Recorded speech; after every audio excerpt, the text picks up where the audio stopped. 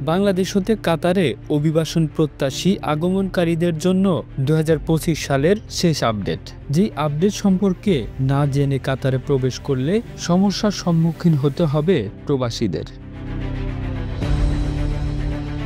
স্ব কোম্পানি নিয়োগকর্তা কর্তৃক কাজ ও বেতন সম্পর্কে জেনে শুনে নিশ্চিত হয়ে বিদেশ গমন করুন। কাতার গমনের পূর্বে নিয়োগকারী কোম্পানির সাথে সম্পাদিত শ্রম চুক্তিপত্রের একটি কপি সংগ্রহ করে নিন এবং নিজের কাছে সংরক্ষণ করে রাখুন। কাতারে আসার পর বেতন সংক্রান্ত সমস্যা অথবা যে কোনো সমস্যায় পড়লে চুক্তিপত্রের কপির প্রয়োজন হবে। দালাল বা অন্যের মুখের কথা বিশ্বাস না করে চুক্তিপত্রের কাজ, বেতন ও অন্যান্য শর্তাবলী ভালোভাবে নিজে পড়ে জেনে নিন, কারণ কাতারে আসার পর চুক্তিপত্রে নির্ধারিত বেতন ও অন্যান্য সুযোগ সুবিধাই প্রাপ্ত হবেন। এর অতিরিক্ত কোনো সুবিধা প্রাপ্ত হবেন না। সরকার কর্তৃক কাতার আগমনের জন্য 1,780,000 টাকা খরচ নির্ধারিত করা হয়েছে। অতিরিক্ত টাকা খরচ করে বিদেশে আগমন করলে এর দায়ভার নিজের বহন করতে হবে। কাতারে আসার সময় নিকটাত্মীয় বা পাড়া প্রতিবেশী কেউ যে কোনো প্রকারের প্যাকেট,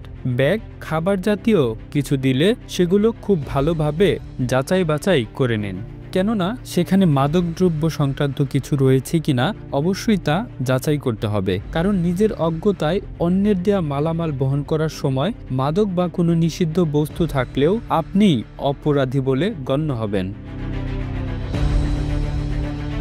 কাতারের প্রচলিত আইন মাদকদ্রব্য বহন, সেবন এবং ব্যবসা আইনত দণ্ডনীয় অপরাধ। মাদকের সর্বোচ্চ শাস্তি মৃত্যুদণ্ড। কাতারে জুন-অক্টোবর মাস পর্যন্ত প্রচুর গরম থাকে এবং জানুয়ারি-মার্চ মাস পর্যন্ত শীতকাল থাকে। সেই অনুযায়ী প্রস্তুতি নিয়ে কাতারে গমন করা ভালো। কাতারের আগমনের পূর্বে যতটুকু সম্ভব আরবি ও ইংরেজি ভাষা আয়ত্ত করে আসুন। কাতারে হাউসমেইড ভিসা নিয়ে আগমন ইচ্ছুকদের বেবি নার্সিং ও গৃহস্থালী কাজের উপর প্রশিক্ষণ ও আরবি ভাষা জানা উত্তম। এছাড়া কাতারের পরিবেশ ও খাবারের সাথে নিজেকে মানিয়ে নেওয়ার জন্য মানসিক প্রস্তুতি থাকা ভালো। কাতারে আসার পূর্বে প্রয়োজনে কাতারস্থ বাংলাদেশ দূতাবাসে হটলাইন অথবা কাতারস্থ শ্রম ইয়ংয়ের সাথে যোগাযোগ করতে পারেন। হটলাইন নম্বর 3366-3000। শ্রম ইয়ংয়ের ফোন নম্বর 974-40374725 অথবা 974-4467-8443। এই ছিল 2025 সালের কাতারের সর্বশেষ আপডেট।